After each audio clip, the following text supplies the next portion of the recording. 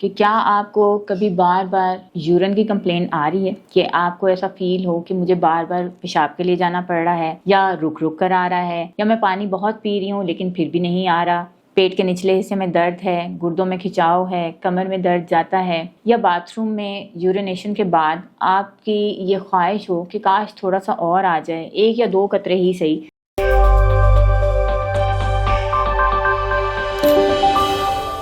अस्सलाम वालेकुम, बिस्मिल्लाहिर्रहमानिर्रहीम। मैं डॉक्टर इरम कुलसूम बतौर गायनाकोलॉजिस्ट एक बार फिर आपके रूबरू। तो आज का हमारा जो टॉपिक है जिस पे हम बात करेंगे, तो सबसे पहले तो मैं कुछ चीज़ें जो आपसे पूछना चाहूँगी कि क्या आपको कभी बार बार यूरिन की कंप्लेन आ रही है कि आपको ऐसा फील हो कि मुझे बार बार पेशाब के लिए जाना पड़ रहा है, या रुक रुक कर आ रहा है, या मैं पानी बहुत पी रही हूँ लेकिन फिर भी नहीं आ रहा, पेट के निचले हिस्से में दर्द है, गुर्दों में खिंचाव है, कमर में दर्द जाता है, या बाथरूम में यूरिनेशन के बाद आपकी ये ख्वाहिश हो कि काश थोड़ा सा और आ जाए, 1 या 2 कतरे ही सही लेकिन आ जाए और मुझे बहुत पेन है पेशाब करते हुए। तो इन सब जो सवालों का एक जवाब है और जो हमारे सामने चीज़ आती है वो है यूरिनरी ट्रैक्ट इन्फेक्शन, यानी कि पेशाब के रास्ते का इन्फेक्शन। ये एक बहुत ही कॉमन सी चीज़ है जो कि हमारी यंग बच्चियों में, चाहे वो छोटी उम्र में ही हैं, चाहे वो अब अपने यंग एज की तरफ जा रही हैं या फिर शादीशुदा ख़वातीन हैं, उनमें बहुत कॉमनली यूटीआई देखने में आता है। अब यूटीआई होने की जो एक बहुत ही कॉमन सी रीज़न है वो ये है कि अपनी हाइजीन मेंटेन नहीं की जाती। अगर छोटी बच्चियां भी हैं तो उनको ये नहीं बार बार, वो डेफिनेटली उनकी माओं का काम है, लेकिन उसको नहीं प्रेफरेबल किया जा रहा होता कि बार बार उनको साफ़ सुथरे कपड़े पहनाए जाएं, उनके अंडरवियर्स का ध्यान रखा जाए, डेली बेसिस पे उनको चेंज किया जाए। नॉर्मली बच्चियाँ बड़ी हो रही होती हैं तो माएँ ये कहती हैं कि उन्हें स्कूल जाते हुए, कॉलेज जाते हुए डेफिनेटली हर हाल में उनको कहती हैं कि जी अंडरवियर यूज़ करना है, ताकि जो माहवारी का अमल शुरू होना है उससे पहले जो है वो कोई ऐसी चीज़ ना हो कि बच्चियों को बाहर शर्मिंदगी का सामना करना पड़े। सो उस सूरत हाल में हमें बार बार जो है बच्चियों के अंडरवियर्स का ख्याल रखना चाहिए, उसे डेली बेसिस पे वॉश करना चाहिए, चेंज करना चाहिए। इसी तरह जो यंग लड़कियां हैं जो कॉलेज गोइंग होती हैं, यूनिवर्सिटी गोइंग होती हैं, उनमें ये चीज़ बहुत ज़्यादा कॉमनली देखी जाती है कि वो अपनी हाइजीन को नहीं मेनटेन कर रही होती। फर्स्ट ऑफ ऑल तो अपने कपड़ों से ही अगर स्टार्ट किया जाए तो उसको डेली बेसिस पे वॉश नहीं करती, वही चीज़ दोबारा रिपीटेडली यूज़ कर रही होती हैं, टाइट पैंट्स पहन रही होती हैं, ट्राउजर्स पहन रही होती हैं, और वही अनहाइजीनिक क्लोथ बार बार डेली बेसिस पे उनके साथ, उनके जिस्म के साथ टच कर रहे होते हैं। अब अगर वो अपनी हाइजीन को बेहतर कर लें तो एक तो तरीक़ाकार ये है कि वो इस चीज़ से बाहर निकल आएंगी, उन्हें बार बार इन्फेक्शन नहीं होगा। दूसरी चीज़ ये है कि जब आपके पीरियड्स वगैरह आएँ, माहवारी आपको शुरू हो, तो उस दौरान आपने जो पैड है उसको कितने घंटे के लिए यूज़ करना है। मैक्सिमम आपका जो टाइम स्लॉट होना चाहिए वो 4 से 5 घंटे का होना चाहिए। उसके बाद आप उसको रिमूव कर दें, एक नया पैड रखें।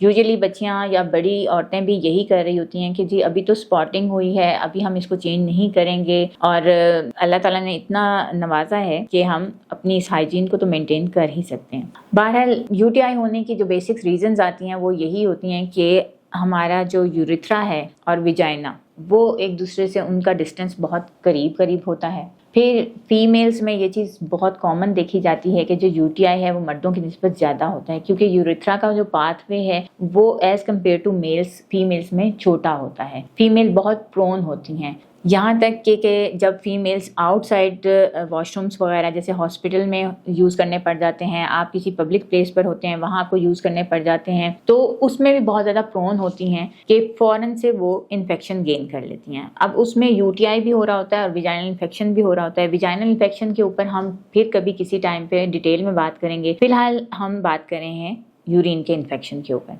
मोटी मोटी सी चीज़ें मैंने आपको डिस्क्राइब कर दी हैं, बता दी हैं कि हमें अपनी हाइजीन पे फोकस करना है तो हम अपने यूरिन इन्फेक्शन को कंट्रोल कर सकते हैं। अब बिलफर्ज आप में यूरिन इन्फेक्शन डेवलप हो गया है, चाहे वो छोटी बच्चियां हैं चाहे औरतें हैं, तो उसके जो मेन सिम्टम्स सामने आते हैं वो क्या क्या होंगे। आपको बार बार यूरिन आएगा, जल कर आएगा, दर्द के साथ आएगा, रुक रुक के आएगा, बार बार जाने की चाहत होगी, या पेशाब करने के बाद भी आपको ये लगेगा कि मजीद हाजत अभी रहती है और पेशाब नहीं आएगा, या फिर जब आप पेशाब करके फारिग होंगी तो भी 2-3 ड्रॉप्स आपके यूरिन के ज़रूर आएंगे। अब उस सिचुएशन में ये तो वो चीज़ें हैं जो आपको ये बताएंगी कि हम यूटीआई की तरफ जा रहे हैं। अब इसकी जो मेजर कॉजेज हैं वो भी आपसे पहले डिस्कस हो गई हैं। साथ में जब अहम पॉइंट आता है कि अब हम यूटीआई से बचें कैसे। यूटीआई से बचने के लिए आपने हाइजीन का ख्याल रखना है, बहुत ज़्यादा पानी का इस्तेमाल करें, लेमन वाटर का इस्तेमाल करें।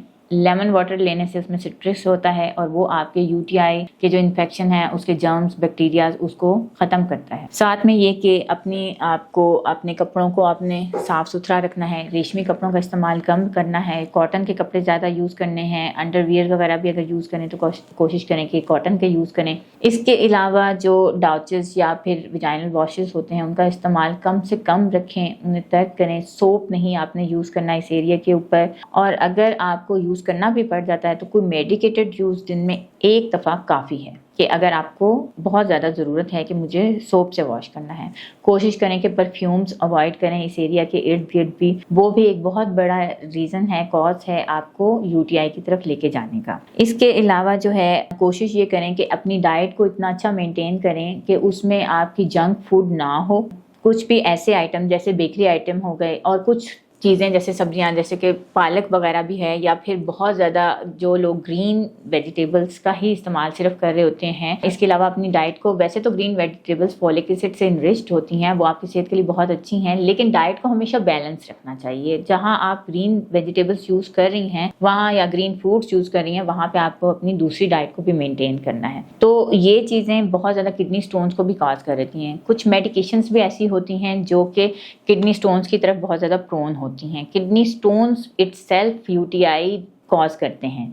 जब आपको एक दफ़ा स्टोन हो जाता है, वो पास आउट नहीं हो रहा, आपकी बॉडी के अंदर ही पड़ा हुआ है, तो बार बार उसकी वजह से आपको रिकरेंट यूटीआई होगा। सो कोशिश करें कि अपनी डाइट को भी मेंटेन करें, अपनी हाइजीन को भी मेंटेन करें। और हम कोशिश यही करते हैं कि बजाय इसके कि बहुत ज़्यादा मेडिकल टर्मिनोलॉजीज़ को यूज़ किया जाए, आपके सामने बहुत ही सिंपल से तरीके से किसी भी चीज़ को एक्सप्लेन करें ताकि आपको चीज़ समझ आए और जो आपके करने का काम है वो आप करें। बहरहाल जब कभी भी अगर आपको यूटीआई हो जाता है तो फिर उसको कोशिश करें कि घर में बैठकर ट्रीट करने की कोशिश ना करें। डेफिनेटली अपनी डॉक्टर को विजिट करें, अपना चेकअप कराएं, अपना टेस्ट कराएं, और वो तभी मुमकिन है जब आप अपनी डॉक्टर को विजिट करेंगी। कभी भी यूटीआई को, यूरिन के इन्फेक्शन को घर में लेकर उसे ट्रीट करने की कोशिश ना करें देसी टोटकों से। कहीं ना कहीं कोई ना कोई जर्म्स आपकी बॉडी में ज़रूर रहेगा, और जब एक बार एक चीज़ आपकी बॉडी में रहेगी वो बार बार रिकरेंटली ज़रूर डेवलप होगी और आप इन्फेक्शन बार बार गेन करेंगे। डॉक्टर अगर आपको एंटीबायोटिक एडवाइस करते हैं तो डेफिनेटली उसका इस्तेमाल भी आप करें। अगर तो यूटीआई की सीवियरिटी होगी तो तभी आपको कोई ना कोई ऐसी ट्रीटमेंट दी जा रही होगी। तो कोशिश करें कि डॉक्टर की हिदायत पर अमल करें और अपने आप को हाइजीनिकली क्योर करें। इंशाल्लाह आप सेहतमंद ही रहें। Thank you so much.